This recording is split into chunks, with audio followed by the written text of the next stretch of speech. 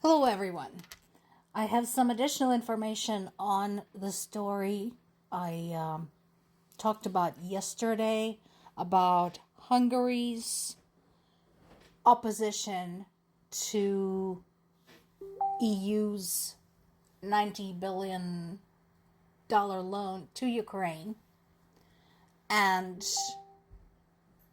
at this point, Ukraine is rightfully calling this blackmail. So what is this all about? At this point, Slovakia had joined Hungary as well. Now, in addition to stopping that loan and bringing up procedural objections, they're also threatening to stop electricity supplies to Ukraine, which, as you know, is in dire straits with an energy crisis and a very harsh winter. Because Ukraine had stopped the flow of Russian oil across its territory because Russia is invading Ukraine. So Hungary and Slovakia are two remaining EU members who are still using Russian oil. By the way, I want you all to pay attention to this because there is a lot of misinformation about this. There's a lot of accusations from the US government that EU is basically feeding the war because they continue using Russian oil. That is not true. EU had stopped, with the exception of these two who have been Russian supporters for many years now. And so now they're basically interfering with EU proceedings to get more aid to Ukraine and threatening to cut off the flow of electricity across their territories to Ukraine. I agree with Ukrainian Foreign Ministry statement that this is indeed blackmail.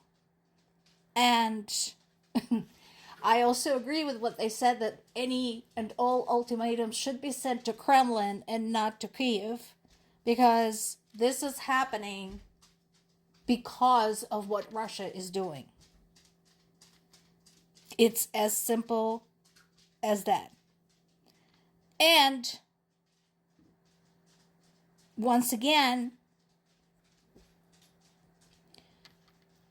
these two countries are members of the EU and NATO. And we are once again running into the problem of consequences, or rather lack thereof, when a member of a collective, such as the EU or NATO, goes directly against the charter, the principles, and the interests of the collective itself. My question is, what are you guys going to do with them? What are you going to do with Hungary? What are you going to do with Slovakia? Because you know they're not going to stop. They're going to keep pushing that line. So, what are the consequences? Right now, as far as I know, there is no good answer. If you have any expertise in international politics, particularly the area that has to do with the rules that apply to the collectives, to the political unions, such as the EU, for example, please speak up, because I want to know. Because frankly, I'm sick and tired of the fact that these two are doing this shit, and Ukraine can't get into the EU because Russia is invading it. Speaking of which, there's been another massive, horrible attack using primarily cruise missiles, focusing on energy infrastructure. There were explosions in Kyiv. There were warnings of a potential ballistic missile attack. Basically, once again, this took place at 4 o'clock in the morning. People started getting their online alerts on their phones, urging them to take cover. one of the dangers, of course, is that a lot of people don't have electricity. So they can't charge their phones, they can't get those alerts. I mean, yeah, you can actually hear an attack coming when it's flying over your head, but that's a bit late. So there is that to be worried about as well. Poland's operational command had to scramble jets after detecting long-range aviation of the Russian Federation conducting strikes on the territory of Ukraine. So again, my question to the EU is, aren't you guys sick of this? In addition to Kyiv attacks, there were explosions in Lviv. And remember, Lviv is all the way over in the west, and this is probably what caused alarm among the Polish military, because that is really, really close to them. So what happened in Lviv, that is different. There was a terrorist attack. When police responded to a report of a break-in at a shop in the city, there was an explosion that first went off when the police arrived, and then there was a double tap blast later. So this is being investigated right now.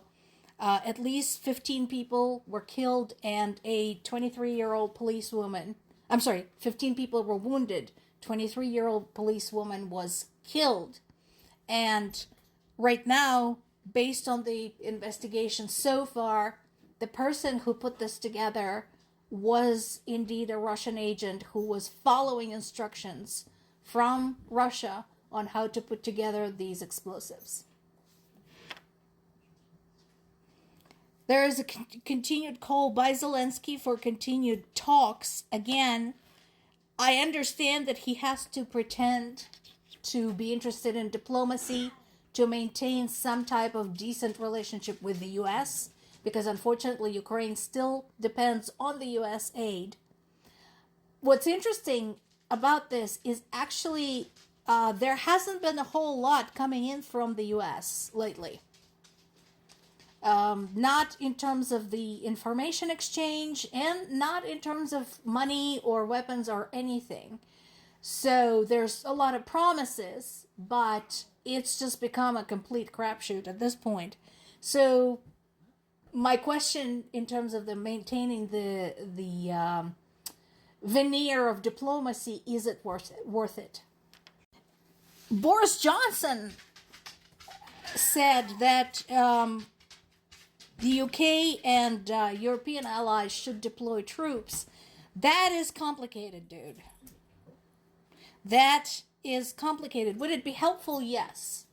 But you can't just say shit like that and expect people to say, yeah, let's go.